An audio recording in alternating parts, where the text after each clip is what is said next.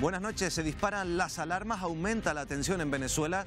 Nicolás Maduro afirma que sus seguidores están armados y preparados para defenderse. Estamos muy preocupados por los canarios que viven en Venezuela. Hemos hablado con ellos y sienten miedo. Esta noche les vamos a ofrecer sus testimonios. Además, conectaremos en directo con Caracas para conocer la última hora de la mano de un diputado de la Asamblea Nacional muy cercano a Juan Guaidó. Y terremoto político aquí en nuestro país después de que el gobierno de Sánchez decidiera introducir la figura del relator para dialogar con los independentistas. El Partido Popular habla de alta traición, amenaza con una moción de censura y ya ha situado una manifestación este domingo, manifestación en la que se han sumado Ciudadanos y Vox. En unos minutos todos estos temas y además entrevistaremos al consejero de Sanidad del Gobierno de Canarias, José Manuel Baltar. Con él hablaremos de las urgencias y de las listas de espera. No se vayan, enseguida volvemos. Buenas noches. Crisis política en nuestro país tras la decisión del gobierno de Sánchez de introducir un relator para dialogar con los independentistas. El Partido Popular lo califica como alta traición y amenaza con una moción de censura. Pablo Casado ha convocado una manifestación el domingo en Madrid a la que ya se han sumado tanto Ciudadanos como Vox. Las dos Venezuelas siguen midiendo sus fuerzas mientras aumenta la tensión a medida que van pasando las horas. El detonante es ahora la entrada de alimentos y medicinas que prepara Guaidó desde la frontera, un corredor de ayuda humanitaria al que Maduro ha respondido con un "aquí no entrarán". Y atentos porque esta noche acompañamos en exclusiva a la policía en una operación contra la venta de productos falsificados, un fraude que mueve millones de euros al año. Intentan camuflar a primera vista camisetas falsificadas. Sí, también es falso todo esto. Y en plena polémica por los datos sobre las listas de espera en Canarias y la situación de las urgencias, nos visita hoy el consejero regional de Sanidad. Entrevistamos esta noche a José Manuel Baltar. Arrancamos.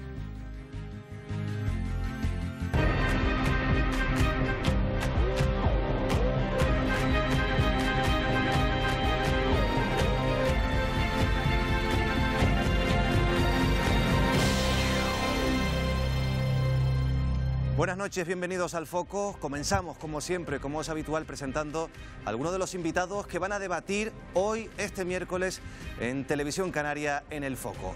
Francisco Pomares, muy buenas noches, bienvenido. Muy buenas noches, Miguel. ¿Qué tal? Muy También bien. Marta Cantero, buenas noches, Marta. Hola, buenas También noches. periodistas como Carmen Izquierdo. Bienvenida otra vez al Foco, Carmen. Buenas noches. Chicha Rosarena, también periodista, muy buenas noches. Hola, buenas noches, Miguel. ¿Qué tal? ¿Todo bien? Bien, bien.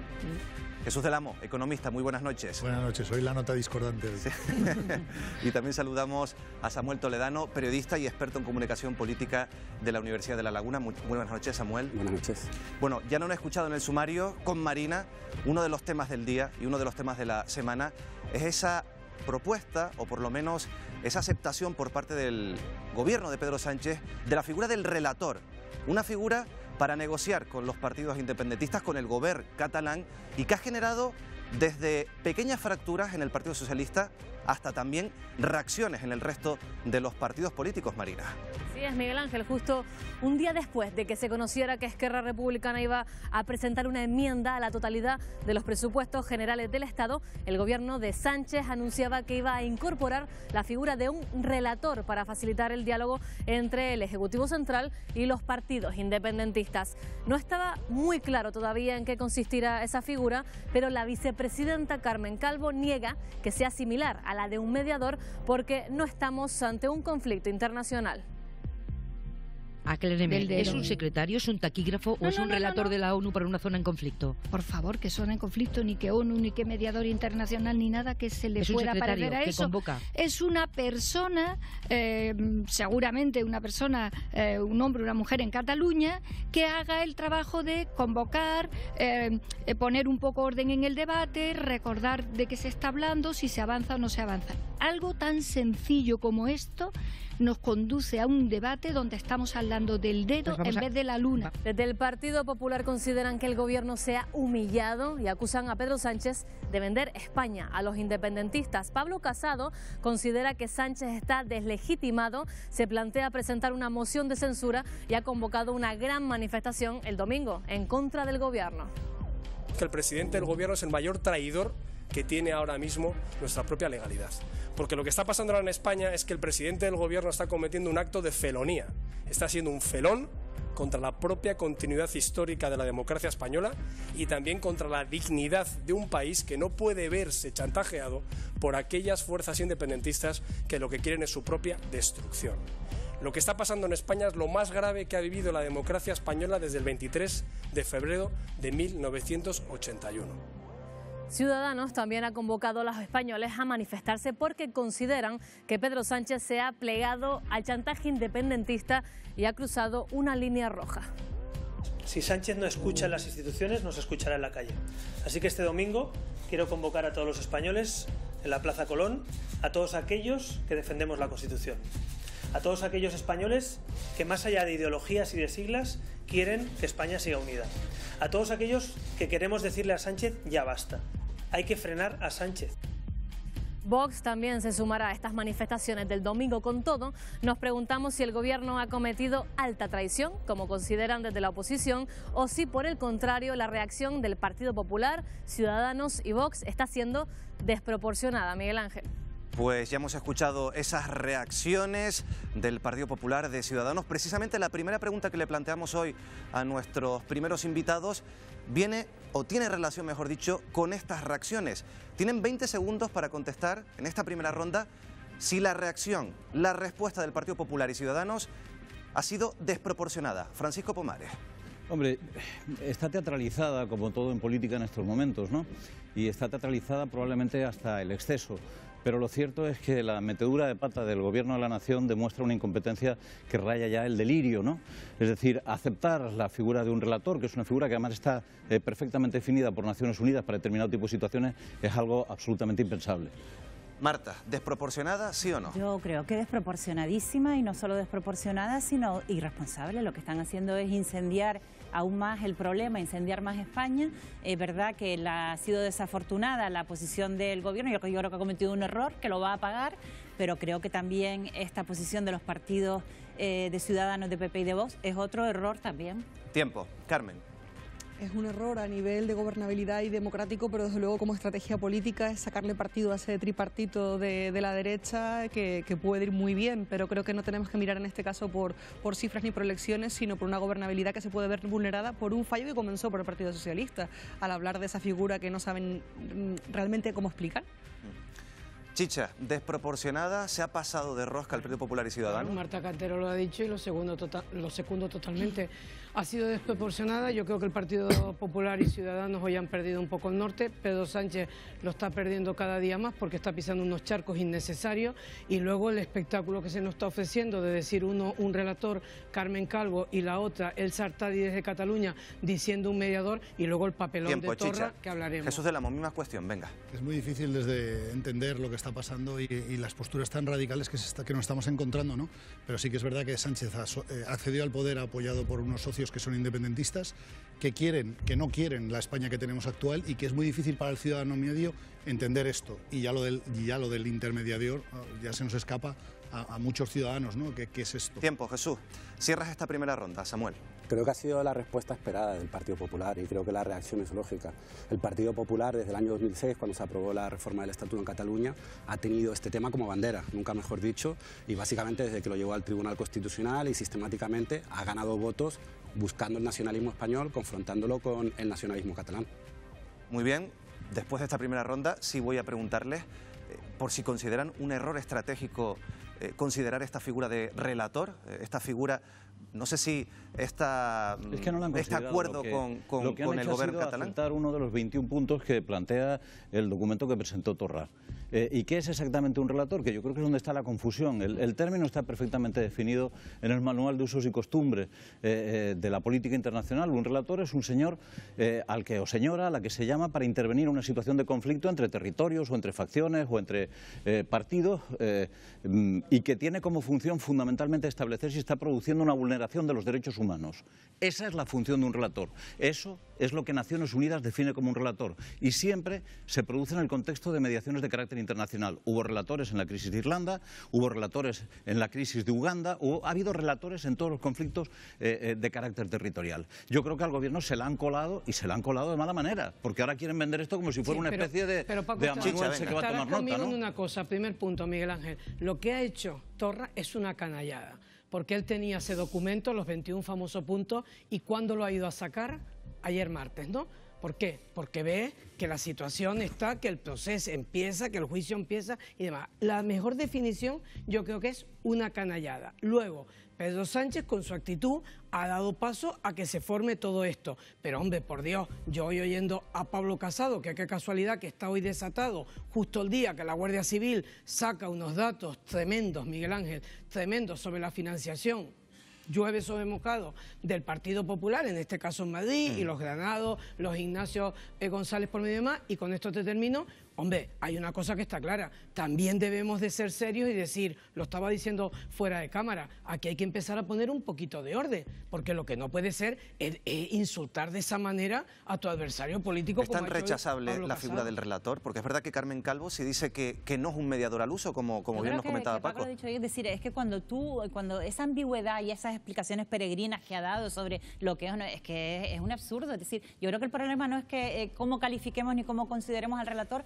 sino si esto mina la vía que abrió el Partido Socialista de la vía del diálogo. Porque para que haya diálogo, que yo entiendo que en democracia tiene que haber diálogo y estos problemas tienen que resolverse por esa vía, pero tienen que dialogar las dos partes. Lo que no puede ser es que uno dialogue y los soberanistas tengan la actitud tan de reto constante que están manteniendo en ese diálogo. Pero esta figura, Samuel, por ejemplo, te lo pregunto a ti, esta figura del relator legitimina,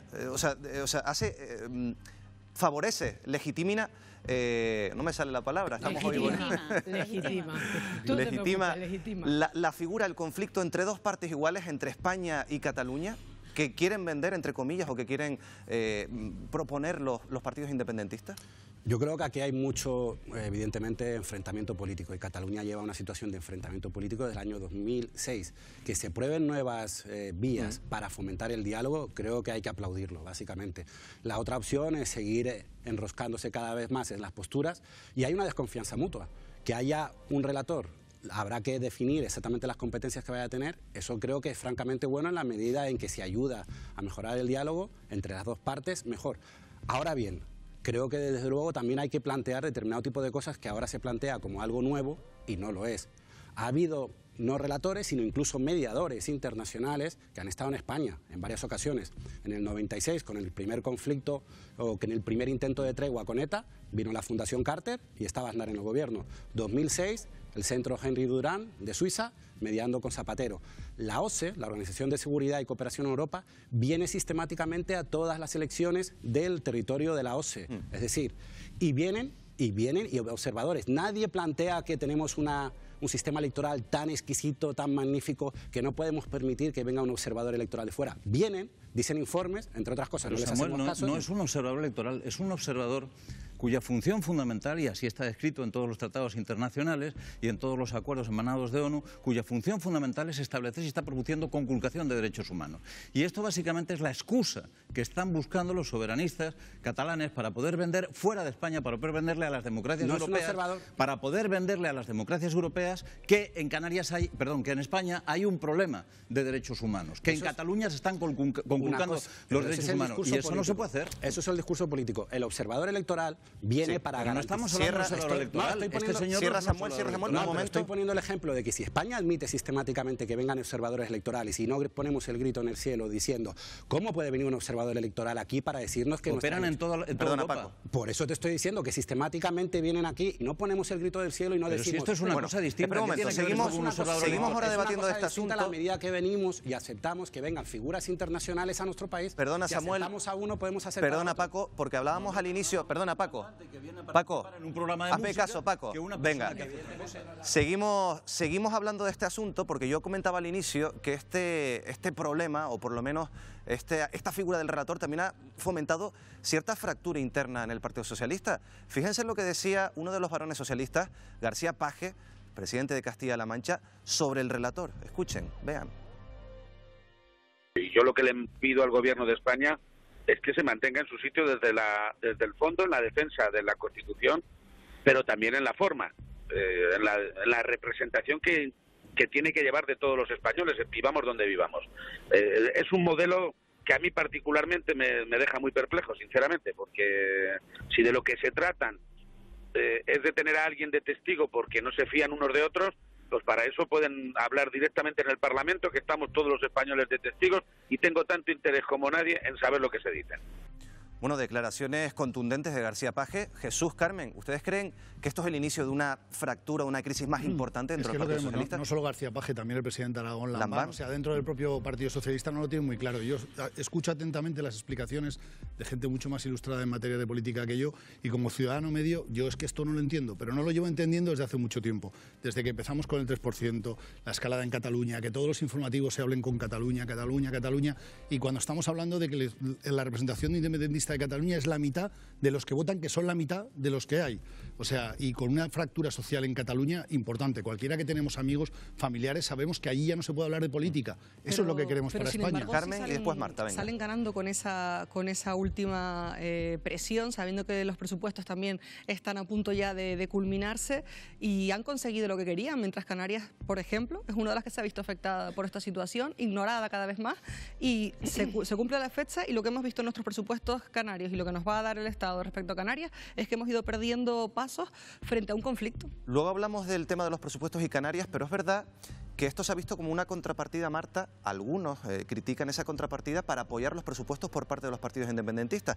¿Tú crees que el relator es un cambio de cromos? Yo creo que es evidente que sí, que han utilizado esa figura para intentar conseguir que se aprueben los presupuestos. Yo creo que aquí el problema es que Sánchez se ha metido en un callejón sin salida, y respecto al partido yo creo que no es que esté fraccionando el PSOE. Para mí hay dos PSOE, hay dos partidos socialistas. Ya lo vimos en cómo lo hicieron salir de aquella manera, y esa división sigue ahí y se subraya y se acusa cada vez más con este tema. El Partido Socialista está ahora mismo en una situación dificilísima para además, salir de ella. Lo ves, Miguel, siguiendo lo de Marta Cantero, lo ves fácilmente. Los mismos que salen son los que se oponían a Sánchez en su momento, los que lo expulsaron el famoso 1 de octubre. Samuel hablaba antes de desconfianza y Emiliano García Paje ha hablado de que no se fían. Hombre, claro, desconfianza, Samuel, te lo puedo asegurar, tiene que haber, porque ya lo de la Generalitat de Cataluña ya es de juzgado de guardia. O sea, lo que no se puede hacer es que en Cataluña no se esté gobernando, los problemas no se están sacando adelante,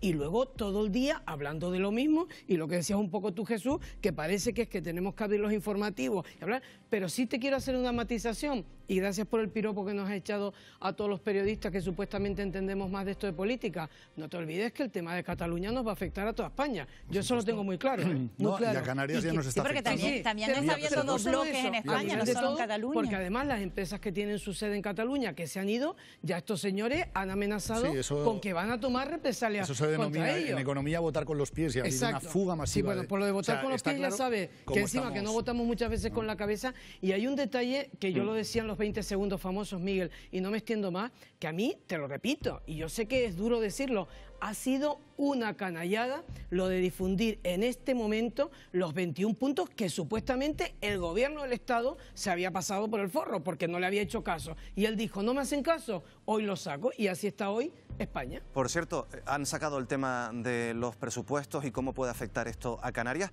Precisamente ayer, cuando surgía la figura del relator, esa figura que aceptaba el gobierno de Pedro Sánchez, se reunía Fernando Clavijo en Madrid con la ministra de Hacienda, con Montero, entre otros temas, para intentar solucionar el encaje de Canarias en el proyecto de presupuestos. Ya saben, el REF, el nuevo Estatuto de Autonomía. Bueno, no hubo acuerdo ayer. Además, la reunión fue cordial pero tensa.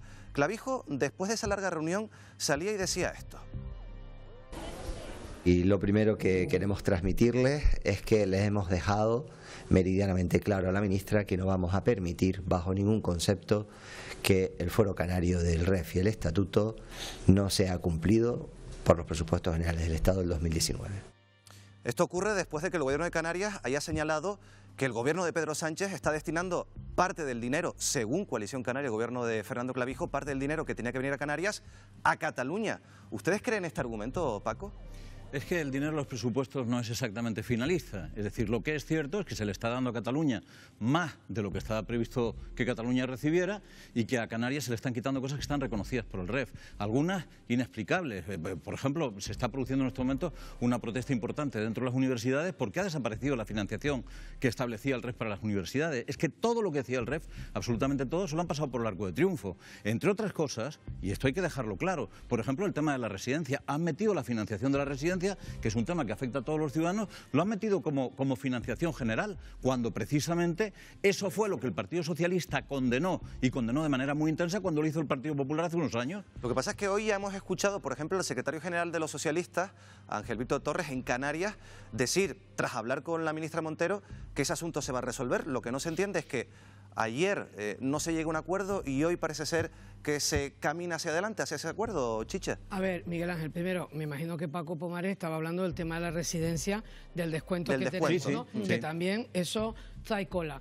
Yo te hago una pregunta con el mayor de los respetos y educación hacia Ángel Víctor Torres. Tal y como está la situación, damos por hecho que a Ángel Víctor Torres se le ha puesto el teléfono María Jesús Montoro, la ministra de Hacienda, lo damos por hecho. O ha mandado un internet. Dice que sí.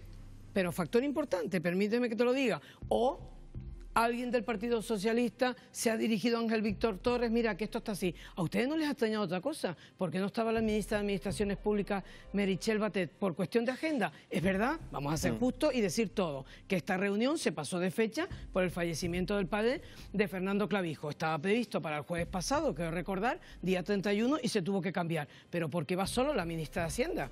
Yo me pregunto eso. Jesús, Samuel, ¿está afectando el tema catalán a la hora de cerrar los presupuestos? Y ya no hablo del apoyo de los presupuestos a nivel parlamentario. Lo que estaba hablando Paco es exactamente, es que nos afecta directamente a Canarias el hecho de que tengamos este conflicto, y nos afecta en muchos frentes. Los conflictos políticos no son buenos para la economía. Tenemos también, además, nos vemos también afectados por el Brexit, que en el turismo nos va a afectar también un montón. Entonces, claro, al final es el día a día lo que afecta al ciudadano, no este tema, si salta traición, si no salta traición, si un mediador, si un relator, que además se tuerce el lenguaje, ¿no? Aquí lo que nos afecta es que el año pasado, a pesar de ser récord de turistas, en Canarias han entrado menos.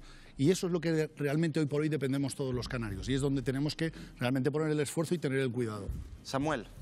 Me preocupa evidentemente que al final el debate de conflicto entre Cataluña y España, entre dos nacionalismos, y que además salen fortalecidos los partidos que precisamente van contraponiéndose contra el nacionalismo periférico centrípeto, al final hay un montón de temas, hay una gran cantidad de temas, que estamos hablando de la situación en el conjunto de España, con unos índices de pobreza infantil, con unos índices de paro, con unos índices de desigualdad, que evidentemente no se están hablando de ellos, y toda la atención que además se tendría que dedicar a estos temas, que realmente sería hacer alta traición, jugando un poco con las palabras de Casado, no dedicarse a esos temas, a combatir estos temas, a combatir la corrupción, y centrarse en el tema de Cataluña, al final desvía la atención del ciudadano a los temas verdaderamente importantes. Marta, venga, cierras tú. No, yo iba un poco en la línea que dices tú. Parece mentira que con un nacionalismo no soberanista, con el mensaje que podía estar dando este gobierno de poder atender todo y tener la sensibilidad de atender todas las regiones, precisamente con una como la nuestra, con una confrontación como la que están manteniendo con Coalición Canaria, que es verdad que Coalición Canaria la alimenta y se aprovecha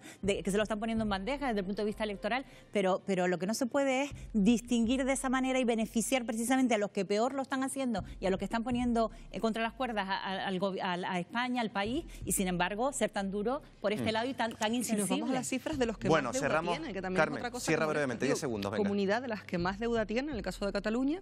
Canarias habíamos dicho que teníamos la tarea hecha y que teníamos la financiación bien cumplida, y al final parece que todo es cuestión de estrategia, ¿no? Y eso también es molesto. Bueno, cerramos Cataluña, cerramos el relator por esta noche. Seguramente es un tema del que seguiremos hablando en El Foco, ya verán, va a seguir trayendo cola este asunto, pero tenemos que hablar de otro asunto del que Canarias está muy pendiente, y es la situación en Venezuela, Marina. Sí, Miguel Ángel, porque el chavismo advierte de que está dispuesto a tomar los fusiles para defender Venezuela. Así lo ha asegurado Adán Chávez, el hermano del fallecido presidente Hugo Chávez. Mientras, la frontera entre Venezuela y Colombia se prepara para recibir las 60 toneladas de alimentos y medicinas que han enviado varios países a petición de Juan Guaidó. Una iniciativa que Nicolás Maduro ya ha rechazado. Que ya nos invadieron, que están entrando por Cúcuta, Van a entrar por Cúcuta, ni van a entrar ni por 1000 Cúcuta. O es que el país no tiene quien lo defienda, digo yo. O es que no tenemos una fuerza armada con suficiente capacidad para defender a Venezuela. Aquí en Venezuela no va a entrar nadie, nadie, se los aseguro. Ni un soldado invasor, venga de donde venga. Así se los aseguro, como comandante en jefe de la Fuerza Armada Nacional Bolivariana que soy. El éxito del corredor humanitario dependerá del papel que juegue el ejército, que decidirá si la ayuda entra o no en el país. Un pulso que Guaidó ha remarcado con estas palabras. ¿Le vas a negar a tu familia la posibilidad de la ayuda, de abrir el corredor humanitario en una segunda etapa? España y 18 países europeos más han reconocido a Guaidó como presidente de Venezuela, mientras que Rusia, China, Corea del Norte o Turquía están del lado de Maduro. Ahora el mundo contiene el aliento ante una posible intervención de Estados Unidos, una intervención para la que Maduro ya ha advertido que se está preparando. Es el pueblo organizado como miliciano, en su barrio, en su fábrica, en la universidad. Tienen acceso al sistema de armas de la Fuerza Armada Nacional Bolivariana. Ante esta escalada de tensión, mañana está prevista una conferencia internacional en Montevideo promovida por la Unión Europea para buscar una salida pacífica a la crisis. Aunque hace tan solo unas horas la Asamblea Nacional ha rechazado toda negociación que alargue el sufrimiento. Miguel Ángel. Pues sí, a esta hora de la noche en El Foco vamos a conectar vía satélite con Caracas, porque allí ya nos está escuchando el diputado de la Asamblea Nacional, Armando Armas. Buenas noches, señor Armas. Perdí comunicación. Bueno, parece ser que tenemos problemas en esta conexión con Caracas. Estamos muy pendientes de conectar con este diputado de la Asamblea Nacional en directo desde Caracas. Ya saben que estamos muy pendientes de saber cuál es la situación que se está viviendo en Venezuela. Además, Armando Armas es un diputado de la Asamblea Nacional, mano derecha prácticamente del entorno de Juan Guaidó, Marina, así que vamos a intentar cerrar esa conexión y enseguida volvemos. Así es, Miguel Ángel. Paco, ¿tú crees que se debe negociar con Maduro directamente? Yo creo que no se debe de renunciar al diálogo en ninguna situación, pero en Venezuela se ha llegado ya a un punto absolutamente límite porque no hay voluntad de diálogo por ninguna de las dos partes. Y lo cierto es que efectivamente lo que vaya a ocurrir en Venezuela en los próximos días, semanas o meses va a tener muchísimo que ver con la posición que adopte el ejército. El ejército bolivariano es una maquinaria del Estado, es una maquinaria puesta a punto por Chávez, es el ejército de la generación de Chávez, los dirigentes del ejército venezolano son los dirigentes de la generación de Chávez, están con el poder madurista, están cerca de la posición de Maduro y solamente algo como lo que ha ocurrido en estos momentos, que es esta caravana humanitaria que tiene también intenciones políticas evidentemente, podría provocar un cisma dentro del ejército, pero está por ver que ocurra así. Marta, ¿negociar con Maduro sí o no es el momento o ya tiene que acabar esto? Bueno, no, yo creo que la vía de negociación siempre tiene que mantenerse abierta, ¿no? Todo lo contrario, está pendiente la reunión esta de Montevideo, ¿no? En el que parece que puede haber una especie de mediación y puede abrirse una vía. De todas maneras, el proceso está yendo precisamente hacia donde decían en todas las intervenciones que estaban haciendo las dos partes que parecía que no se iba a llegar, ¿no? Pues está caminando, parece que cada vez más cerca a una confrontación. Carmen, ¿hay que dejar de negociar con Maduro ya? Creo que efectivamente es tarde para esa negociación, aunque desde luego es lo que todo el mundo querría, ¿no? Evitar una situación violenta que parece a donde vamos dirigidos. Las dos partes dicen que no quieren violencia, que no quieren guerra, pero que tienen esas fuerzas armadas por si se ataca al país en un caso. Y estamos hablando en realidad de una guerra civil pues disfrazada de otras muchas terminologías, pero ya estamos quizá en ciernes a punto de caer ese precipicio de guerra civil. En Canarias hay 42.000 canarios, en Venezuela hay 42.000 canarios e hijos de canarios que viven allí. Nosotros nos estamos preguntando cómo están viviendo esta crisis política y humanitaria. Vean.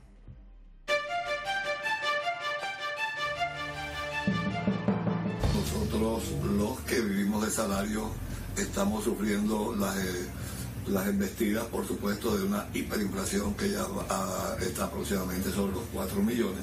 Tenía una distribuidora, la cual he tenido que dejar debido a la hiperinflación que tenemos en el país, la cual no permite mantener ningún tipo de negocio.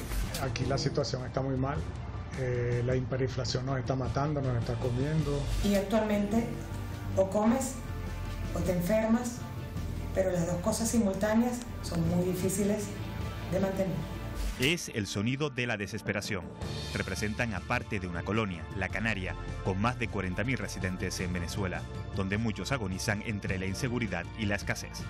Cada vez hay menos transporte, no hay dinero para el transporte, no hay efectivo, las medicinas escasean, la gente se muere, hay gente que se ha muerto de hambre. Algo tan sencillo como atender una llamada en el móvil en la calle te convierte en el blanco de la delincuencia e incluso te puede costar hasta la vida. Para muchos el terror es tan grande que no se atreven a mostrar su opinión públicamente. Es el caso de María, descendiente de gomeros. Hay mucha anarquía, hay grupos paramilitares armados, con intención de amedrentar, y a los adolescentes se los llevan para adoctrinarlos. Los padres estamos aterrados, por ello no queremos hablar sin el resguardo de los nuestros. Pero pese al terror y la pobreza que azota sus vidas, mantienen la esperanza. No quieren abandonar su país y convertirse en una carga para amigos y familiares lejos de sus fronteras. Se plantea salir de Venezuela. Realmente creo que no. Mis condiciones económicas no me lo permiten y no tengo vivienda en España. Depender de mis hijos allá en Canarias sería una carga para ellos. En consecuencia, pues hemos decidido, mi esposo y yo, mantenernos acá con la ayuda que recibimos de Canarias. Me he planteado varias veces para irme, pero no puedo, mis padres son mayores y yo en esta edad para conseguir trabajo allá en España es difícil. Estas son las voces que llegan desde un país que busca recomponerse y salir de esta crisis. Y se incorporan a este debate de Venezuela a Agustín Rodríguez, de la Unión Canario Venezolana. ¿Qué tal? Muy buenas noches. Buenas noches. Y también tenemos con nosotros a Lucy Rodríguez, de la Plataforma Bolivariana. ¿Qué tal? Muy buenas noches. Buenas noches. Bueno, lo comentábamos al principio, 42.000 canarios e hijos de canarios que viven en Venezuela, y lo han visto en el reportaje. Nos han dicho que tienen miedo, Lucy. Nos han dicho que tienen miedo. Normal. Es normal que se tenga miedo cuando suenan tambores de guerra en América Latina nuevamente, y cuando hay amenazas tan graves como las que están habiendo en estos momentos contra Venezuela, cuando se están embargando los activos internacionales del país donde viven, lo cual va a seguir aumentando el sufrimiento, el dolor, el hambre y la ausencia de la cobertura de necesidades básicas. Es normal que tengan miedo. Enseguida continuamos con el debate, pero creo que hemos conseguido otra vez la conexión con el diputado. Nos vamos a Caracas, Miguel Ángel. Pues sí, vamos a intentarlo ahora, Marina. Saludamos al diputado de la Asamblea Nacional, Armando Armas. Señor Armas, muy buenas noches desde Caracas. Muchas gracias a ustedes que nos escuchan, a toda la gente, a todos los canarios venezolanos y todos los canarios que están escuchándonos en este momento. Bueno, señor Armas, lo primero, preguntarle por la última hora. Hay un conflicto abierto en esa frontera entre Colombia y Venezuela, en ese puente que une los dos países en Cúcuta.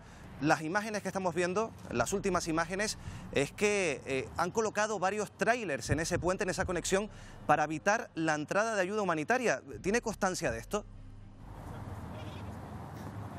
Sí, efectivamente eso es así, y me parece patético que se tomen ese tipo de acciones para impedir la ayuda humanitaria tan necesaria para los venezolanos en este momento. Debemos recordar que Venezuela hoy en día es un país, una nación secuestrada por una camarilla de delincuentes en detrimento de la gran mayoría de un país, la inmensa mayoría de un país que en su momento votó por esta Asamblea Nacional en la que me enorgullezco de representar, con un mandato muy claro, el cambio de sistema. Más de las 2/3 partes. Hoy en día, 9 de cada 10 venezolanos no quieren a Nicolás Maduro en el poder. Hoy, el día de hoy, en mi circunscripción electoral, en Puerto La Cruz, estado en Suátegui, donde yo soy diputado, fallecieron 12 niños por infecciones y falta de medicinas por un tema de amibiasis, parásitos, enfermedades, epidemias que han sido erradicadas de Venezuela hace años. Es decir, es trágico lo que estamos viviendo en Venezuela. Señor y esto Armas, no lo podemos aceptar. Hay un conflicto de quienes detentan el poder en contra de la mayoría de la población para someternos con miedo y con hambre. Y los venezolanos nos hemos levantado una y otra vez para contrarrestar esta situación. Señor Armas, me gustaría preguntarle, habla de ese conflicto, ahora mismo tenemos a Juan Guaidó por un lado reconocido por una serie de países, entre ellos 18 países europeos más España. Tenemos a Maduro, que también se mantiene como presidente de Venezuela. ¿Va a haber salida a este conflicto sin recurrir, esperemos, a un conflicto armado, señor Armas? Son más de 20 países en realidad. Recordemos que está también Ucrania, Hungría, que en estos momentos no está en la Unión, pero Hungría también reconoció. Yo no te puedo decir qué es lo que va a suceder. Yo lo que te puedo decir es lo que hemos hecho durante 20 años. Hemos agotado todas las instancias electorales, pacíficas, de diálogo, que han sido traicionadas por el régimen en la buena voluntad de la mayoría de los venezolanos de querer tener una solución pacífica. Hoy queremos tener una solución lo menos traumática posible. Hoy hacemos un llamado a la comunidad internacional, agradecemos a los aliados, a las democracias del mundo que nos están apoyando y entendemos la gravedad del asunto.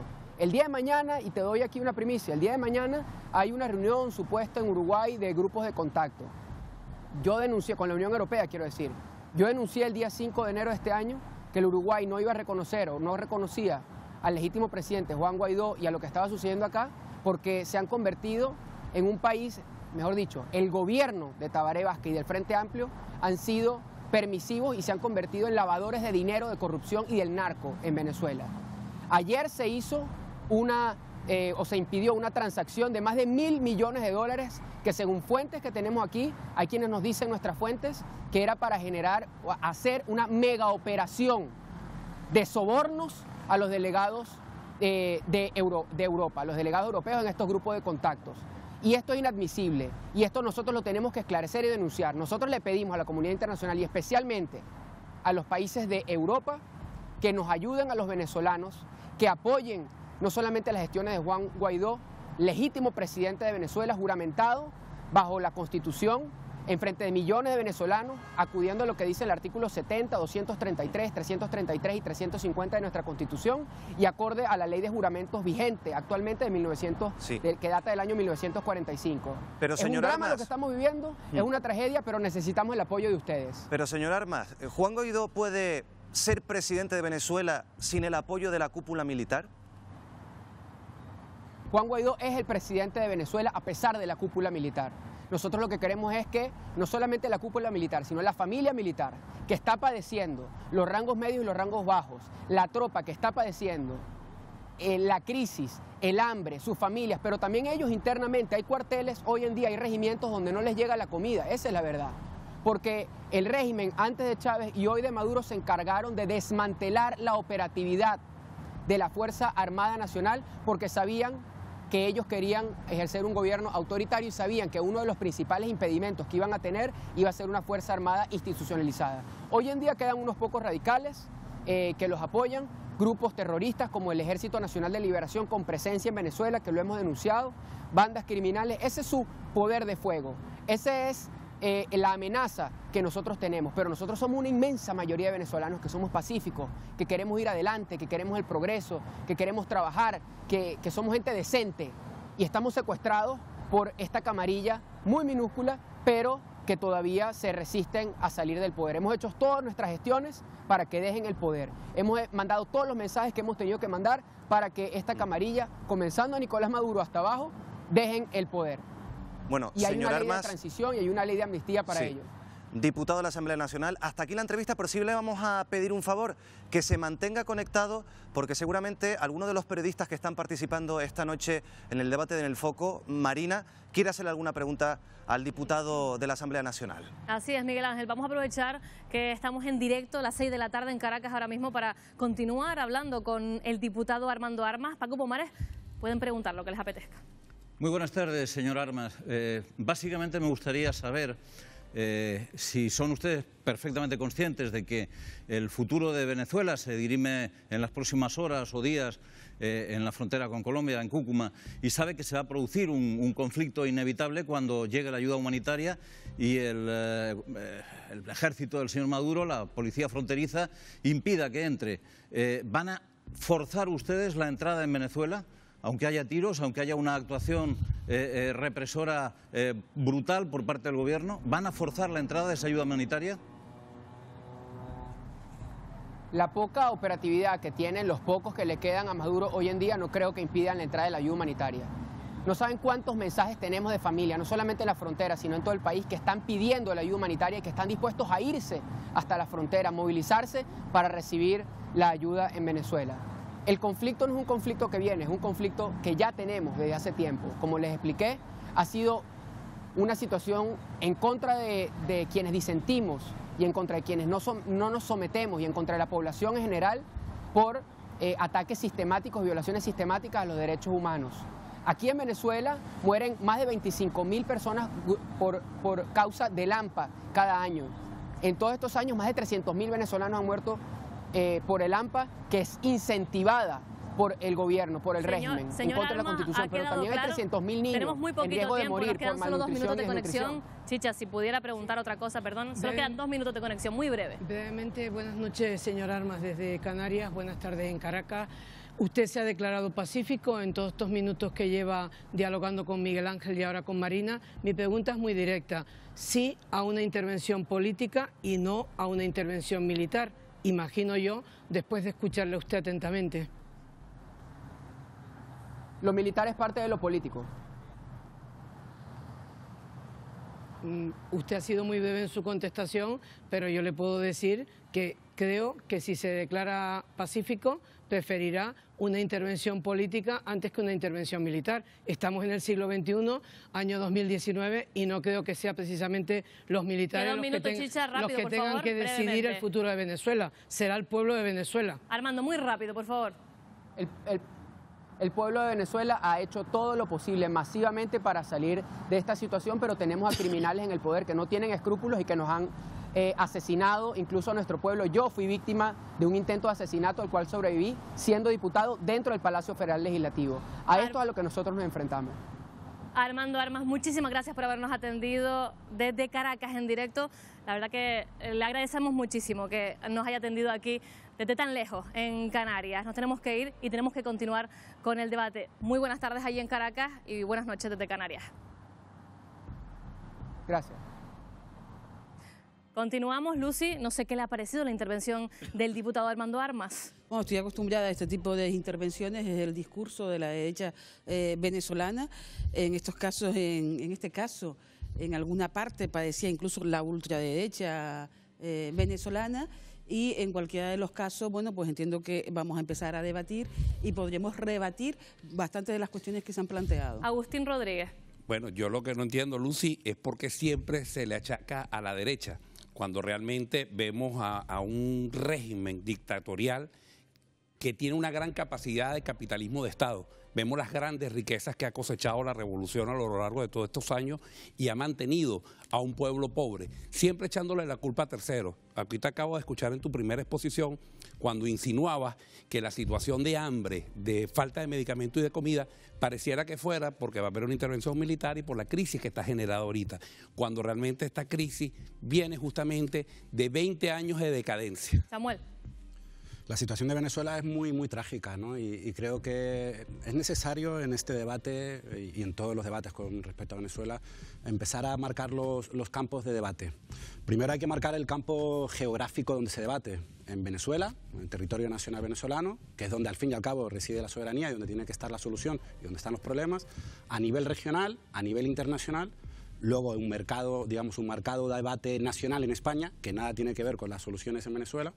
Y luego nos encontramos con el debate económico, humanitario, etcétera. ¿Qué es lo que sucede? Y además, sistemáticamente lo podemos ver, escuchando las intervenciones de Maduro, del diputado de la oposición, vemos que existe una polarización exagerada, vemos que hasta incluso el diputado de la oposición ha acusado a Uruguay, que dentro de los indicadores de Economist de democracia internacional está en lo más alto, no está en la posición más alta porque siempre están los países internacionales de los países nórdicos, y con lo que nos encontramos es que el enfrentamiento que existe entre ambas partes es un enfrentamiento enconado que tiene que resolverse por una vía de diálogo, evidentemente. Carmen. Tendría que resolverse por el diálogo, pero como ha contestado también Armas, pues lo ha dicho muy claro, ¿no? Para él lo militar está dentro de lo político, y esto quiere decir que la situación de actualidad ahora mismo estamos en esa situación de llevar o saber qué piensa realmente el cuerpo militar. Él se dirigía a las bases como esa fuerza que cree que puede favorecer a su facción frente digamos, a los altos mandos que entiende que están más cerca de una idea política, y eso deja claro que parece ser que esas dos partes en Venezuela poco tienen que dialogar, desgraciadamente. Como decía Samuel, Uruguay es punto clave. No nos olvidemos que hace muy pocos días Mújica, el expresidente de Uruguay, se ofreció precisamente a ser uno de los mediadores. Aquí sí estarás conmigo, Paco, que aquí sí se necesita un mediador. Está claro, además, un mediador que, en fin, que tenga prestigio, que pueda sentar a Maduro, que pueda sentar a Guaidó y que pueda decirles a cada cual, porque de este problema Venezuela tiene que salir. Pero yo insisto, intervención política y no militar, porque no podemos ir a una guerra civil dentro de Venezuela. Me gustaría que efectivamente hubiera un espacio para una solución política en Venezuela, pero yo creo que ese tiempo ha pasado. A mí me da la impresión de que lo que está ocurriendo en estos momentos en Venezuela va a tener una solución no política, va a tener una solución militar. Y además tengo el convencimiento de que esa solución militar va a ser inminente. Esta situación no se puede sostener sine die, no se puede sostener durante demasiado tiempo. No vamos a ninguna parte con una intervención militar. Y tú acabas de decir una cosa que es una verdad como un templo. Esto ha pasado mucho tiempo. Claro, Europa está entretenida, la Unión Europea, con el tema del Brexit, no te olvides. Y Estados Unidos, con el presidente que tiene, está preocupado por su muro en México, que parece que, vamos, que el problema de Estados Unidos es un asunto de venezolanos. ¿Qué es lo que pasa? Y yo soy de las que opino que Donald Trump, cuanto menos intervenga en este tema, mejor es. El papel protagónico que han agarrado las Fuerzas Armadas venezolanas, diciendo patria, socialismo, muerte, y declarándose chavista, quiere decir que tienen ese papel protagónico al que yo me refiero. Y la solución tendrá que ser militar, y no me refiero a una guerra como tal, sino justamente a ese quiebre institucional del chavismo dentro de las Fuerzas Armadas. Las Fuerzas Armadas se deben al pueblo de Venezuela y por ende tiene que de una vez por todas esa cúpula corrupta y acusada de narcotráfico como el Cartel de los Soles, tiene ya que lo que son esos mandos intermedios o medios para abajo, tienen que de una vez ver que sus propias familias están pasando todas las necesidades. Pero usted estará conmigo brevemente, Marina, que Nicolás Maduro no es Hugo Chávez. Los que hemos conocido a Hugo Chávez sabemos que Hugo Chávez tenía, en fin, otra cosa que no tiene Nicolás Maduro. Vamos. Evidentemente, Nicolás Maduro no es Hugo Chávez y Hugo Chávez no era Nicolás Maduro. O sea, evidentemente, Lucy, cada persona... Perdona. Hugo Chávez era un personaje. Yo te he escuchado, vamos a ver, Agustín. En primer lugar, con respecto, y brevemente, porque entiendo que hoy el debate gira en torno a intervención militar sí, intervención militar no. Brevemente, las razones por las que no es el gobierno precisamente de Nicolás Maduro el responsable de la situación, que insisto, no es crisis humanitaria, pero sí hay problemas. Sí es que efectivamente hay problemas de suministro, hay problemas de falta de medicamentos y para mí las razones están claramente demostradas. 3, en primer lugar, un sabotaje interno, en segundo lugar, un bloqueo, porque aquí esto es maravilloso. Estados Unidos bloquea las cuentas venezolanas en el extranjero.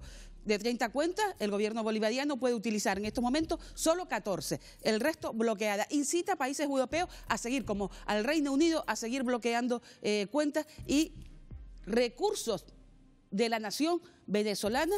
Y luego decimos, ahora llevamos ayuda humanitaria por 2 millones, por 2.000 millones, cuando se están bloqueando miles de millones. Un momento, perdona. No, es que me han dado paso, por eso intervengo. Me gustaría acabar mi argumentación. Pero esto acaba es así, brevemente, 5 segundos, si no, Paco Pomares. Vale, en cualquier caso, dicho esto, dicho que se ha creado una matriz mediática contra Venezuela y contra el gobierno de Nicolás Maduro, en estos momentos, presidente legítimo y constitucional en Venezuela hay uno, el presidente Nicolás Maduro, elegido en elecciones. Cuando el señor Guaidó se presenta a unas elecciones y lo vote el pueblo de Venezuela, yo le reconoceré si la gana. Le ha votado. Lo que sí es cierto, Lucía, es que 40 países, cuando pueda España, presentarse a unas elecciones, cuando se puedan convocar unas elecciones libres y democráticas.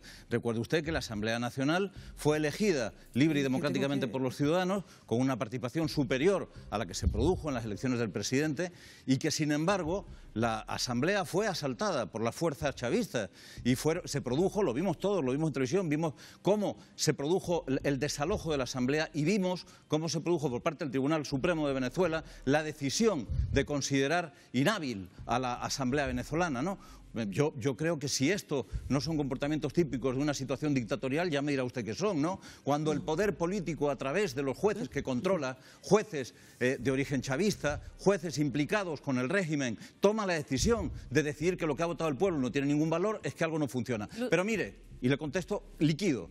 Le pido esos 2 segundos que pide usted también. El problema no es ese. Si el problema de Venezuela no es ese. Mire, el verdadero problema que hay en Venezuela es que tenemos un gobierno incompetente que ha permitido que una de las naciones más ricas del continente esté en una situación de absoluta desesperación, mientras los capitales fluyen fuera del país de manera sistemática, y mientras se pasa situaciones de hambre y de abandono, situaciones de absoluta miseria. Ese es el verdadero problema de Venezuela y ese es el que hay que resolver. Lucy, brevemente, y después Samuel. Sí, bueno, bien, en primer lugar, yo sí lo viví, estaba allí cuando se eligió esa Asamblea Nacional y puedo decir que a la 1 de la madrugada, en cadena nacional, entonces lo recordará, el presidente Nicolás Maduro salió a reconocer los resultados, como ha hecho el chavismo siempre, sea del color que sea, no como la oposición, que cuando a uno le gusta no los conozco. Eso en primer lugar. En segundo lugar, a los presidentes no los pone ni los quita la comunidad internacional. Bueno, sí, por la Fuerza Armada, por la guerra, se pueden poner y quitar presidentes. Los reconocimientos no implican que se sean legítimos presidentes. Son las elecciones de los pueblos las que realmente pueden poner o quitar presidentes. Y bueno, como tengo que dar paso... Las elecciones libres, quiere decir usted. Samuel. En Venezuela hay elecciones libres, con absoluta garantía, al menos más libres y con más garantía que las que existen, por ejemplo, en el Estado español. Y si quieren, a continuación son los Agustín argumentos. me estaba pidiendo la palabra. Agustín, por favor. El hecho de que hayan elecciones en Venezuela no significa que haya democracia, que se respete el voto. El problema que tenemos en Venezuela es que los poderes han estado secuestrados por el régimen. Y los únicos 2 poderes que son de elección popular es el Ejecutivo y el Legislativo, que es la Asamblea Nacional. ¿Qué hizo Maduro? Como ya no tiene el poder de la Asamblea en las 2/3 partes, que eso conlleva a que puede nombrar el Consejo Nacional Electoral y que puede nombrar al Tribunal Supremo de Justicia, crea un ente paralelo que es una Asamblea Nacional Constituyente para buscar alguna manera de anular y así tener los 5 poderes. Y no puede ser que le echen la culpa de la parte económica a una Venezuela que ha tenido el barril de petróleo a los precios más altos de toda su historia. Ha sido nefasto lo que es el manejo económico y social de Venezuela por el régimen. Samuel. Yo creo que Venezuela es un sistema presidencialista y por lo tal se elige a través de elecciones al presidente, no es a través de un parlamento o una asamblea. Dicho lo cual, en la comunidad internacional prima la doctrina Estrada, que evidentemente el reconocimiento internacional que pueda hacer un país no tiene ningún tipo de valor jurídico internacional y el que tiene de facto el poder en un territorio es con el que se negocia. Lo vemos aquí al lado en el Sáhara Occidental, se negocia con Marruecos, que es un territorio no autónomo, todavía no descolonizado, y la comunidad internacional negocia con Marruecos y hasta firma acuerdos la Unión Europea del Tratado de Pesca, con lo que significa que hay que negociar con Maduro porque es el presidente de facto, es el que realmente tiene la autoridad y tiene el poder. Ahora bien, el gobierno de Maduro es un gobierno que desde luego está condenado a mejorarse vía por autocrítica o vía por la oposición. Antes les explicábamos cómo vivían los canarios en Venezuela y ahora queremos enseñarles cómo viven esos venezolanos que han decidido establecer su residencia aquí en Canarias y la vida precisamente no les ha resultado tan fácil, pero van a tener que esperar unos minutos porque enseguida volvemos, nos vamos a publicidad.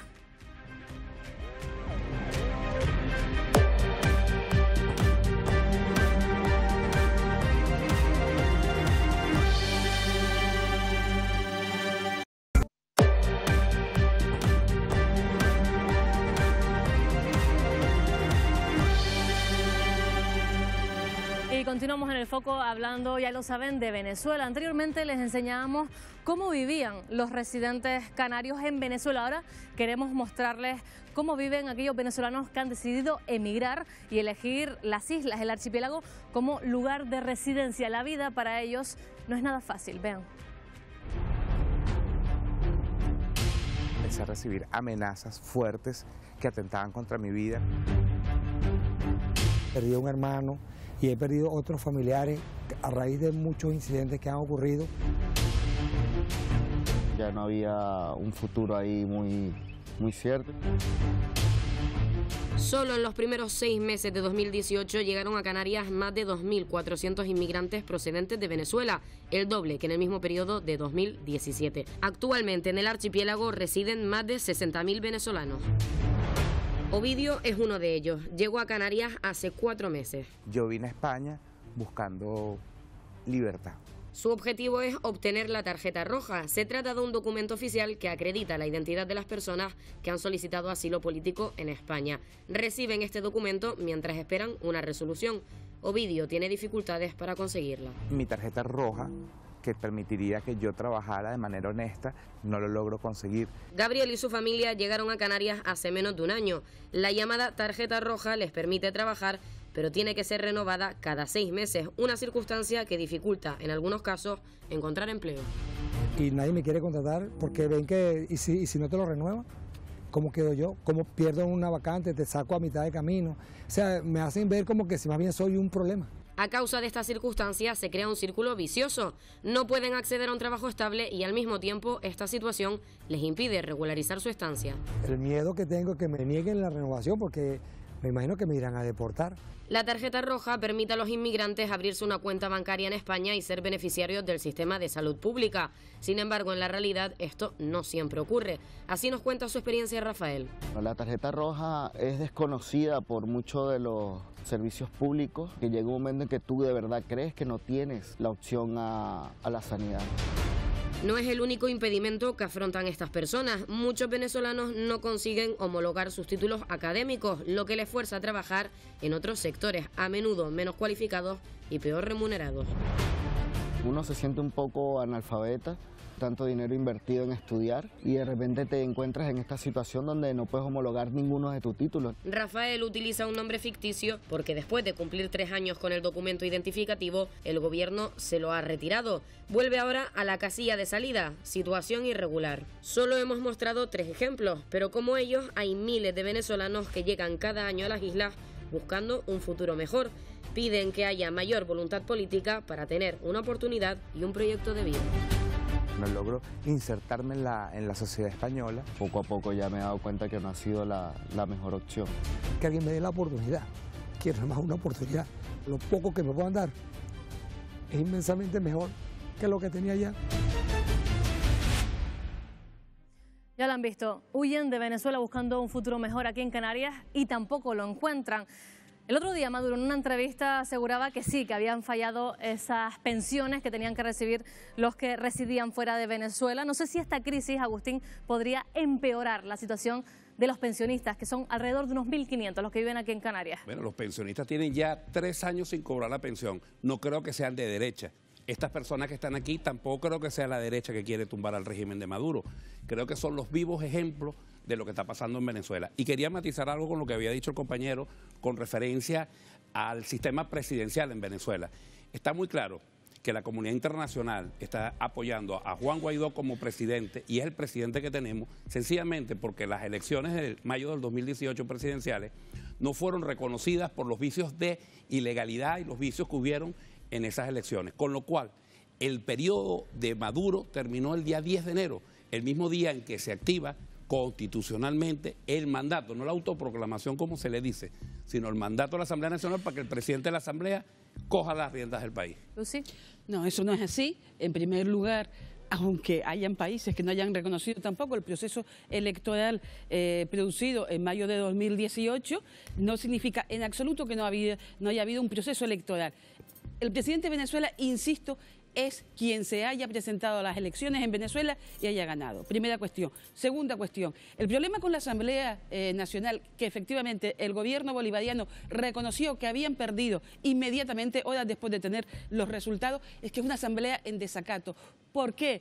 Por el Tribunal Superior de Justicia. Miren, lo que sucede es tan sencillo como, imaginen en un ayuntamiento donde alguien, un concejal, una concejala, está inhabilitado y vota en las decisiones, todos los votos que se produzcan las votaciones son nulas. ¿Por qué está en desacato? Perdón, me dejas acabar. Eso es lo que sucede en la Asamblea Nacional en Venezuela, porque no podían incorporar a 4 diputados que se demostraron en las investigaciones realizadas y por el régimen. Pero en las investigaciones realizadas por los aparatos judiciales, exactamente igual que en el Estado español. Porque claro, en el régimen de Pedro Sánchez, señora, resulta que... permítanme acabar alguna vez la argumentación. Lucy, brevemente, vamos a dejar que el resto de los compañeros hablen. Una asamblea en desacato es un oxímoron político. La soberanía reside en la Asamblea Nacional, la soberanía del pueblo.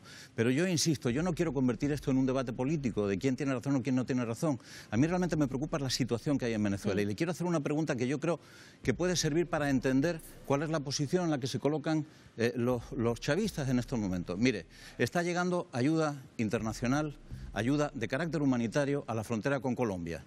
Cuando llegue, ¿ustedes van a disparar contra la gente que intente pasarla? Lucy, mire, en primer lugar, quien toma las decisiones en Venezuela es el gobierno venezolano y no yo. Pero contésteme a lo que le he preguntado. Evidentemente, pero ¿cómo le voy a contestar yo algo si yo soy una mujer de aquí, internacionalista, ¿vale? Que defiendo que los pueblos tengan derecho a la soberanía. Pero contésteme a lo que le he preguntado. Contésteme si a usted le parecerá bien que el gobierno de Maduro dispare a la gente que va a entrar. Esa es otra pregunta. Miren, en primer lugar... Queda un minuto de debate. Lucy, brevemente, quiero que hable Carmen también, por favor. Haya bloqueado ayuda humanitaria. Lo que sí conozco son las cientos de veces que no ha podido comprar insulina porque le han bloqueado las cuentas, por ejemplo, el Citibank. Contésteme a lo que le he preguntado. Si es muy sencillo. Es una respuesta sencilla. Hay una cosa también clara que tenemos que dejar claro, Lucy, no es adecuado que usted diga el régimen de Pedro Sánchez. No tiene nada que ver en estos momentos España con Venezuela. Y dos, ¿por qué no, el régimen de Pedro Sánchez, Nicolás Maduro tiene no es un término más adecuado, legitimación que Pedro Sánchez en estos momentos? Carmen, para cerrar, Carmen, cierra el debate, por favor. Bueno, hablando también de la realidad del reportaje, en este caso hablábamos de venezolanos en Canarias, sí sorprende, y no lo veremos, de españoles en el extranjero que en estos momentos se puedan ir, a no ser que sea el caso de Cataluña, que sí tenemos esa historia, pero que alguien se vaya por ser socialista o se vaya por ser de derechas o de cualquier otra ideología. Así lo vemos con Venezuela y eso es un síntoma evidente, es una realidad. Es que yo afirmo que eso... Quiero recordarle que no me ha contestado, Lucy. Pero yo creo que no van a ser Terminamos el debate, se ha terminado el debate aquí. Tenemos que continuar hablando porque la sanidad vuelve a estar, la sanidad pública. Lucy, terminamos el debate. Tenemos que hablar de la sanidad pública porque vuelve a estar en el punto de mira. La polémica por los últimos datos de las listas de espera y los colapsos en los servicios de urgencias ha abierto los dos nuevos frentes entre el gobierno y la oposición. La Consejería de Sanidad, con más de 33.000 trabajadores, 3 hospitales y 101 centros de salud, es una de las carteras más difíciles de gestionar por su volumen y complejidad, pero también por estar en el punto de mira con asuntos como estos. Una de las principales polémicas se sitúa en torno a las listas de espera. El gobierno canario ha anunciado que el número de personas que están esperando por una operación quirúrgica ha disminuido notablemente en los últimos años. Hemos bajado 9.698 pacientes, un 28,2%, y casi un mes y medio de espera, 42 días de demora media. Unos datos que no contentan a la oposición. El dirigente de los populares canarios aseguraba en el Parlamento que las islas tienen una de las mayores listas de espera del país. Con todo mi respeto y rigurosidad, señor Baltar, voy a seguir alzando la voz para aquellos pacientes que desesperan en una lista de espera sanitaria, para aquellos pacientes que inician un procedimiento y mueren antes de ser atendidos por el Servicio Canario de la Salud. Otra problemática es la alta concurrencia que registran las urgencias hospitalarias, especialmente cuando se producen picos de gripe. Solo en 2018 fueron diagnosticados 3.800 casos y Canarias está aún dentro de la onda epidémica. Hay gente durmiendo en camillas, conectados a tubos de oxígeno en los pasillos, esperando por una cama o una habitación, y al otro lado su acompañante. No es ni una congestión, ni es una saturación, ni es un atasco de las urgencias hospitalarias. Es simplemente un colapso, un fracaso del servicio y de usted como consejero. Por muy grandes que sean las urgencias de un hospital, si la atención primaria y la atención especializada no está funcionando bien, es imposible absorber a la población que va a llegar a las urgencias hospitalarias. Hay que mejorar, estamos por debajo de los parámetros de sociedades similares, el esfuerzo de gasto yo creo que es superior a los resultados, al menos por ahora. La gripe no es la causante del colapso en las urgencias, debemos decir que es la falta de medios, la falta de recursos humanos y de planificación adecuada a medio y largo plazo. Sin embargo, desde el gobierno dicen que estas situaciones son inevitables debido a la incidencia de la gripe y de la calima. José Manuel Baltar asegura que la atención en los servicios de urgencias ha mejorado bajo su mandato. El nivel de atención sanitaria de nuestros pacientes cuando acuden a urgencias es excepcional. a veces las condiciones de confort no acompañan. Y eso es lo que se está corrigiendo en estos últimos años. Para hacer frente a la situación de las urgencias, el Parlamento aprobó por unanimidad un plan de choque a propuesta del PSOE. Incluye medidas como aumentar la plantilla de los profesionales sanitarios, poner más camas y derivar pacientes a la atención primaria. El objetivo de esta iniciativa, mejorar la calidad de la salud de los canarios. La sanidad, un asunto siempre polémico. Por eso hemos invitado esta noche al consejero regional en la materia, en sanidad, a José Manuel Baltar. Señor Baltar, muy buenas noches. Muy buenas noches, Miguel. Bueno, lo primero, preguntarle por las listas de espera. Hace muy poco el Servicio Canario de Salud publicaba ese nuevo ranking en las listas de espera. Disminución en las listas de espera quirúrgica, no solo en pacientes, sino también en los días de espera, señor Baltar. Bueno, pues sí, hemos bajado 9.000, casi 9.700 pacientes en la lista de espera. Lo más importante, además, que de esos 9.000 pacientes, 7.008, si no recuerdo mal, eran de más de 6 meses, y eso implica que la demora media cae por encima de 1 mes y 2 semanas. Eso significa, para que nos entendamos, porque siempre habrá gente, para nosotros todo es insuficiente, esto por supuesto no satisface a los que estamos al frente de la consejería, pero significa que los planes que se han puesto en marcha empiezan a funcionar. Nosotros empezamos a trabajar en temas y en programas de lista de espera a partir de abril de 2017, creo que 1 año y 9 meses pensar que se logra ese impacto sobre los que esperaban es muy importante. Pero ya sabe que la oposición y algunas asociaciones de pacientes han puesto en duda esas cifras. Hablan de maquillaje, de cierres de agenda. ¿Qué responde a eso? Pues han puesto en duda las cifras de todos, han puesto en duda mis cifras, han puesto en duda las cifras de mi predecesor y pusieron en duda las cifras de la antecesora y de la doctora Roldós, y que yo recuerde históricamente todas. Pero no se están maquillando las cifras. Pero hay un matiz fundamental, Miguel Ángel. Este equipo ha aceptado someterse a una auditoría que se ha realizado por parte de las 2 universidades públicas de Canarias con la intervención de un representante de cada partido político.